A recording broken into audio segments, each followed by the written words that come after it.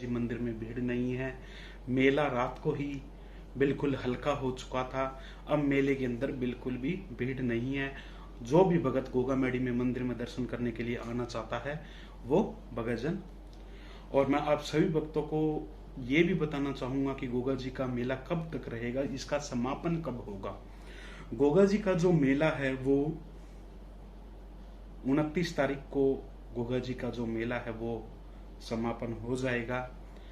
जो भादव मेला है वो समापन हो जाएगा और उसके बाद जो गोगा जी का 11 महीने का जो मेला चलता है वो ऐसे ही धीरे धीरे चलता रहेगा। बाबा का 1 महीने तक लोक देवता उत्तरी भारत का सबसे बड़ा गोगा जी महाराज का मेला यहाँ गोगा मैडी में बढ़ता है, जिससे लाखों श्रद्धालु गोगा जी महाराज के दर्शन करने के लिए उनके बागड़ धाम पहुंचते हैं। पर अभी मंदिर के अंदर बिल्कुल भीड़ नहीं है। आप आराम से अच्छे से गोगा जी महाराज के दर्शन करने बाबा के बागड़ धाम आ सकते हो। और गोगा जी महाराज की जो मेला है वो 29 सितंबर को समापन होने वाला है। समापन समारोह है।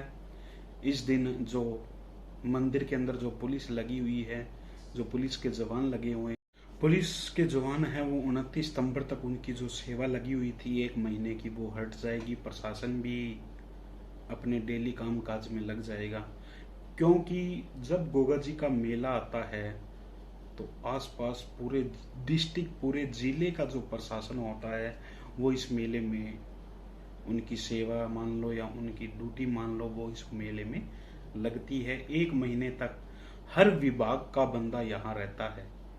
गोगा जी महाराज के भगत जन दर्शन करने के लिए आने वाले उनकी सेवा में तत्पर रहता है।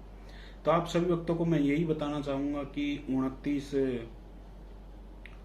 सितंबर को गोगा जी मेला समापन हो रहा है।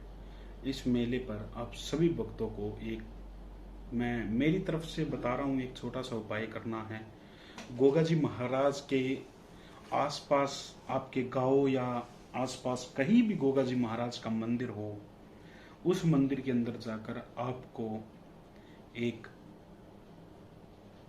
सूखा नारियल अपने सिर के ऊपर 7 बार वार कर और उस मंदिर के अंदर आपको ये नारियल चढ़ाना है। और चढ़ाने के बाद आपको यही बोलना है कि हे गोगा जी महाराज, आपने 1 महीने तक भादव में आपको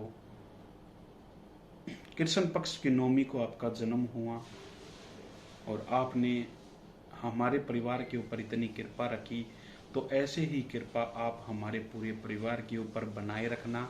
तो वो आपको सूखा जो नारियल है वो आपको उस मंदिर के अंदर चढ़ा देना है। चाहे वो मंदिर आपके गांव के आसपास हो, चाहे वो मंदिर बागड़ धाम हो, चाहे आप बागड़ धाम गोगा मैडी दर्शन करने के लिए आए हुए हैं, तब वहां से 10-20 रुपए का ये सूखा नारियल लेकर अपने सर के ऊपर वार कर और एक मन्नत के तौर पर आप गोगा जी मंदिर के अंदर ये चढ़ा सकते हैं। चढ़ाने के बाद सिर्फ बस आपको इतना ही बोलना है कि हे गोगा जी महाराज, भादव महीने में आप हमारे घर में दर्शन देने के लिए आए। जो भी हमारे संकट थे, जो भी हमारे दुख थे, वो आपने हरे। तो इसलिए मैं आपका चरणों में बारंबार प्रणाम करता हूँ। और वो सूखा नारियल है वो आपको गोगा जी की समाधि पे चढ़ा देना है। और फिर बाहर जाकर नरसिंह पांडे जी का जो जल कुंड है वहां आपको थापा और कौंची लगवा लेनी है। लगवाने के बाद फिर आपका जो ये 1 महीना अच्छे से गया है, बाबा की मर्जी से गया है, तो जो आगे 11 महीने हैं वो भी आपके बाबा की इच्छा से बहुत ही अच्छे जाएंगे।